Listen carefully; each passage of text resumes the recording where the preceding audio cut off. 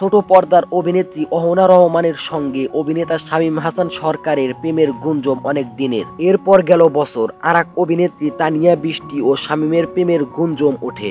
অবশ্য বিষয়টি বন্ধু বলে উড়িয়ে দেয় তারা।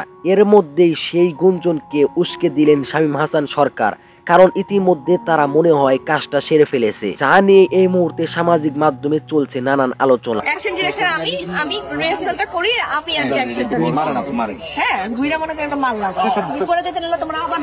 সম্প্রতি নিজের ফেসবুকে একটি ছবি শেয়ার করেন শামীম। সেখানে বড় কনে বেশে দেখা যায় শামীম তানিয়াকে।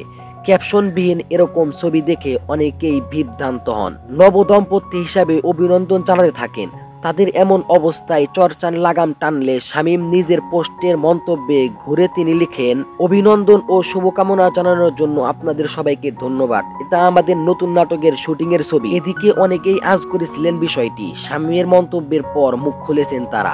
একজন লিখেছেন, আগেই বুঝেছিলাম, তাই বুদ্ধি করে আর অভিনন্দন জানাই নাই। আরো কয়েকজন এরকম মন্তব্য প্রকাশ করেছেন।